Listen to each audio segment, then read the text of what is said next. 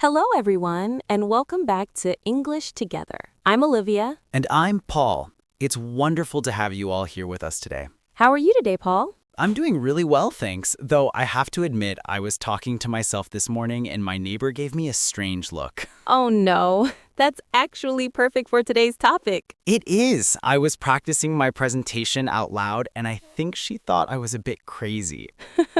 Well, you're not crazy at all. In fact, talking to yourself is one of the most powerful ways to learn English. Exactly, and that's what we're diving into today. Solo practice techniques that really work. We're going to share how you can practice English effectively even when you're completely alone. No teacher needed, no conversation partner required. And I'm actually going to share my personal story of how talking to myself helped me learn languages faster than anything else. This is going to be such a practical lesson. Everything we share today, you can start using immediately. Before we jump in, please take a moment to subscribe to our channel, hit that like button, and share this video with your friends who are learning English. It really helps us grow. All right, let's get started. Paul, I have to ask you something honest. Sure, what is it? Do you really talk to yourself regularly? Like, is this something you actually do? Oh, absolutely. I talk to myself every single day, and I'm not embarrassed about it at all anymore. I love that, but I think many people feel embarrassed about talking to themselves. They think it's weird or strange. I know, and that's such a shame because it's honestly one of the best ways to practice a language when you don't have a conversation partner. So let's talk about why solo practice works. What makes it so effective? Well, first of all, it's available anytime. You don't need to schedule a lesson or find a language partner. You can practice right now, in this moment. That's huge. No appointments, no coordination, no waiting for someone else. Exactly. And here's another reason. When you practice alone, there's no pressure. No one is judging you. No one is waiting for you to answer. That's so important. Many learners freeze up in real conversations because they feel nervous or embarrassed. Right, but when you're alone, you can make mistakes freely. You can pause, think, try again, experiment with different phrases. It's like a safe practice space. You can mess up as many times as you want. Exactly. And there's actually science behind this. When you speak out loud, you're activating different parts of your brain compared to just thinking or reading silently. Oh, that's fascinating. So speaking engages your brain differently? Yes, when you speak, you're using your mouth muscles, you're hearing your own voice, and you're processing language in a more active way. So it's more memorable. It sticks better in your brain. Exactly. Speaking creates stronger memory connections than just reading or listening passively. I experienced this myself. When I was learning Italian, I would talk to myself constantly. I remember walking in the park, describing everything I saw out loud. What would you say? I'd say things like, "Oh, I see a beautiful tree. The leaves are green. There's a dog running. The dog looks happy." Simple sentences, but it helped so much. That's perfect. You were building fluency in a natural, pressure-free environment. Exactly.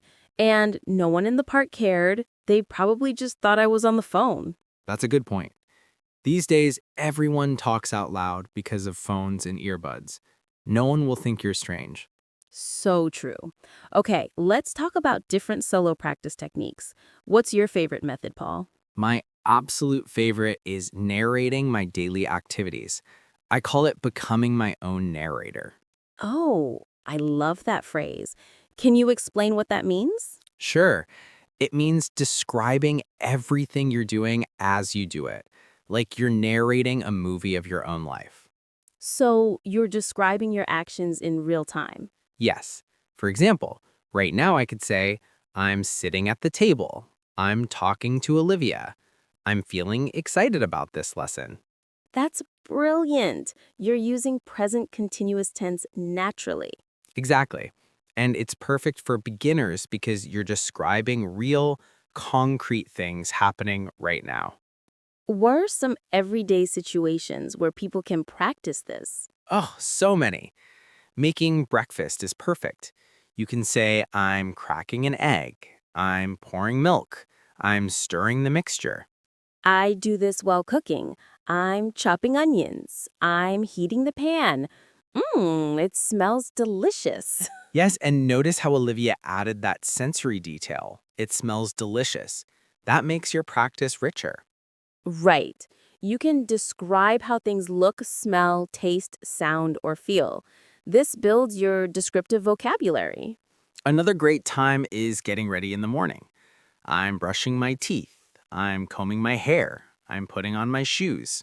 Or cleaning your house. I'm washing the dishes. I'm wiping the counter. I'm vacuuming the floor. These are all actions you do anyway, so why not practice English at the same time? It's like killing two birds with one stone. You're being productive and learning simultaneously. Exactly. Now, there's another technique I use called imaginary conversations. Ooh, this sounds interesting. Tell us more. This is where you pretend to have conversations with people. You play both roles, yourself and the other person. Like acting out a scene? Yes. For example, you might pretend you're ordering at a restaurant. You say, "Hello, I'd like a table for two, please." Then you answer as the waiter. "Of course, follow me, please." Oh, that's so clever. You're practicing realistic dialogues. And you can prepare for real situations. If you have a doctor's appointment coming up, practice that conversation beforehand. That's such practical advice. What would that sound like? You could say, "Hello, doctor, I have a headache." Then respond as the doctor. "How long have you had this headache?" Then answer, "For about 3 days now." Wow, you're practicing both asking and answering questions. That's double the practice. Exactly. And here's a funny story. When I was learning Portuguese, I used to have full imaginary conversations in the shower. In the shower? Really? Yes, the shower was my favorite practice place. The sound of the water covered my voice, so I felt completely free to speak loudly. That's actually genius. I would pretend I was at parties, at job interviews, at the grocery store. I had entire conversations with imaginary people. And did it help? Incredibly. When I actually went to Brazil, I felt so much more confident because I had already practiced those scenarios hundreds of times. That's the power of visualization and rehearsal. Athletes do this too. They mentally practice before the big game. Exactly. Language learning is similar. The more you rehearse, the more automatic it becomes. Now, another technique I love is thinking out loud. This is slightly different from narrating.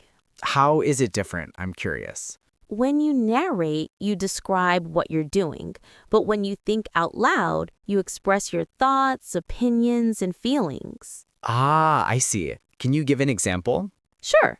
Instead of saying, I'm looking at the weather, you might say, I wonder if it will rain today. I should probably bring an umbrella, but I don't really want to carry it around. Oh, that's much more advanced. You're using different tenses and expressing uncertainty. Yes, you're using phrases like, I wonder, I should, I'm not sure about that, maybe I should, or what if I... These phrases make you sound more natural because this is how native speakers actually think and talk. Exactly. You're not just stating facts, you're expressing your inner thoughts. I love this. Another technique that works really well is reading out loud. Oh, yes. This is especially good for pronunciation practice. Right, when you read out loud, you're seeing the words and hearing yourself say them at the same time. What should people read?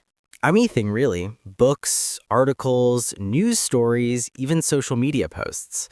But I recommend choosing something that interests you. That's important. If you're bored by the material, you won't practice consistently. Exactly. If you love cooking, read recipes out loud. If you love sports, read sports articles. Follow your interests. And here's a tip. Read the same passage multiple times. The first time, read slowly and carefully. The second time, read a bit faster. The third time, focus on expression and emotion. That's excellent advice. Repetition builds fluency and confidence. Now, let's talk about something important. How do you make solo practice effective?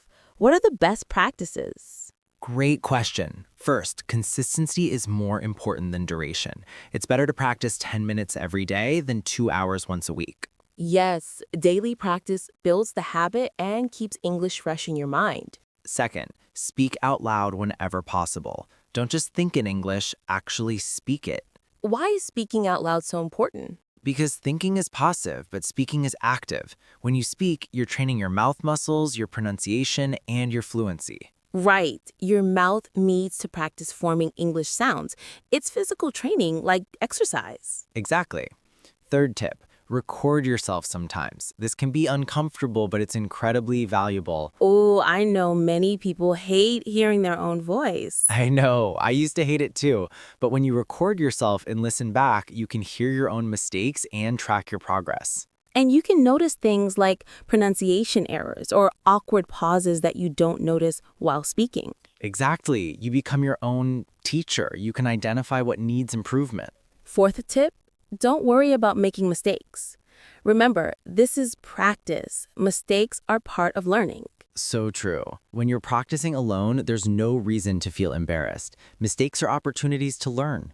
And if you catch yourself making a mistake, just correct it and keep going.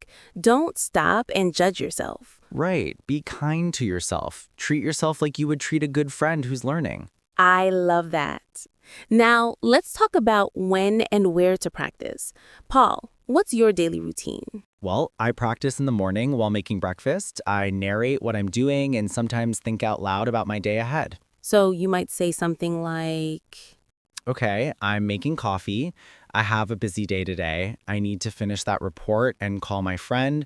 Oh, and I should go to the gym later. perfect. You're using different tenses, present continuous, present simple, and future structures. Exactly. And I don't even think about the grammar. It just comes naturally because I'm talking about real things. What about during the day? When else do you practice? I practice during my commute. When I'm driving or walking, I describe what I see or have imaginary conversations. That's such good use of time. Instead of just commuting in silence, you're improving your English. Right. And in the evening, I sometimes read articles out loud before bed. It helps me relax and it's great practice. I do something similar. I like to review my day in English before sleeping. I think about what happened and express it in English. That's wonderful. Can you give an example? Sure, I might say today was a good day. I had a nice conversation with my sister. I tried a new recipe for dinner. It was delicious. Tomorrow, I need to finish my work project. That's perfect. You're practicing past tense, present tense, and future planning all at once. And it only takes a few minutes, but it makes a big difference over time. Now, I want to address something. Some people feel silly or crazy talking to themselves. How do we overcome that feeling? That's such an important question. I think the first step is remembering that many successful language learners do this. You're not alone. Right. And talking to yourself is actually a sign of intelligence. Research shows that people who talk to themselves often have better focus and problem-solving skills. Really? I didn't know that. Yes, so you're not being weird, you're being smart. I love that reframe. What else helps? Remember that most people won't even notice. And if they do, they probably think you're on a phone call. So true. With wireless earbuds everywhere, talking out loud is completely normal now. Exactly. And if you still feel uncomfortable, practice in private spaces. Your bedroom, your car, your bathroom, these are all great private practice spots. The shower is especially good because the water noise covers your voice. Yes, and there's something liberating about practicing in the shower. You feel completely free. Another tip, start small. If talking to yourself feels too strange at first, start by just thinking in English silently. Good point. Then gradually start whispering, then speaking quietly, then speaking at normal volume. It's a progression. You build up your comfort level slowly. And remember why you're doing this. You're doing it to improve your English, to build confidence, to reach your goals. Exactly. Keep your eyes on the goal, not on feeling embarrassed. Well said. You know, I want to share one more thing. When I was learning German, I used to practice while doing household chores. Oh, that's a great time to practice. Yes, I would wash dishes and describe everything. I'm washing this plate. The water is warm. I'm using soap. Now I'm rinsing it. Simple, but effective. And sometimes I would pretend the dishes were my German students and I was teaching them English. I know that sounds silly, but it helped me practice explaining things clearly. That's not silly at all. That's creative and practical. And you know what? After months of this solo practice, when I finally went to Germany, people were surprised at how fluent I was. Because you had been practicing every single day. Exactly.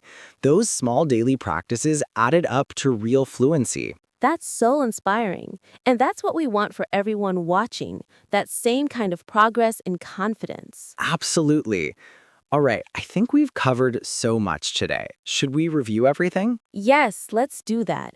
This is important information to remember. So today we talked about solo practice techniques, how to learn English by talking to yourself. We learned that solo practice is available anytime, anywhere. You don't need a teacher or conversation partner. We learned that speaking out loud activates different parts of your brain and creates stronger memory connections. We covered several specific techniques. Let's list them clearly. Technique 1. Narrating your daily activities. Describe what you're doing as you do it. I'm making coffee, I'm getting dressed, I'm walking to work. Technique 2. Having imaginary conversations. Play both roles and practice realistic dialogues for situations like restaurants, doctor visits, or job interviews. Technique 3. Thinking out loud. Express your thoughts, opinions, and feelings using phrases like, I wonder, maybe I should, or I'm not sure about. Technique 4. Reading out loud. Choose interesting material and read it multiple times, focusing on pronunciation, speed, and expression. We learned best practices. Practice daily, speak out loud, record yourself sometimes, and don't worry about mistakes. We talked about when to practice, morning routines, commuting time, during chores, before bed. Use those small moments throughout your day. We addressed feeling embarrassed. Remember, it's smart to talk to yourself. Most people won't notice, and you can practice in private spaces if needed. Key vocabulary we used today: solo practice, narrating, imaginary conversations, thinking out loud, active learning, consistency, fluency, rehearsal, visualization, progression. Here are some useful phrases. I'm wondering if, let me think, maybe I should, what if I need to, I should probably, I'm not sure about. My practical tip for you is start today. Choose just one technique and try it for 5 minutes. Just 5 minutes. Yes, don't try to do everything at once. Pick one moment in your day, maybe breakfast or your commute, and start narrating in English. Be patient with yourself. It might feel awkward at first, but it gets easier and more natural every single day. And remember, every expert started as a beginner. Every fluent speaker once felt nervous and uncertain. You're building a valuable skill. Solo practice is something you can use for the rest of your language learning journey. All right, that's a perfect place to wrap up. I think so too. This was such a fun conversation, Paul. It really was. I hope everyone feels excited to try these techniques. Me too. Remember, you have everything you need to practice right now. You don't need special equipment or fancy apps, just yourself and your voice. Thank you so much for watching, everyone. We're so grateful you spent this time with us. Yes, thank you. If you enjoyed this lesson, please give it a thumbs up, subscribe to English Together, and share this video with your friends. And here's our question for you. Do you already talk to yourself in English? If yes, when and where do you practice? Or if you don't do it yet, which technique from today are you most excited to try? We'd love to hear from you in the comments. Share your experiences, your favorite practice times, or even your funny solo practice stories. Your comments create such a wonderful community here. We read every single one and we love hearing from you. And don't be shy. Remember, we're all learners in some way. I'm still learning languages myself. Exactly. We're all on this journey together. Learning never stops. So be brave, start talking to yourself in English, and watch your confidence grow. Thank you again for being part of our English Together family. You're doing amazing. Goodbye for now. See you next time. Keep practicing and believe in yourself.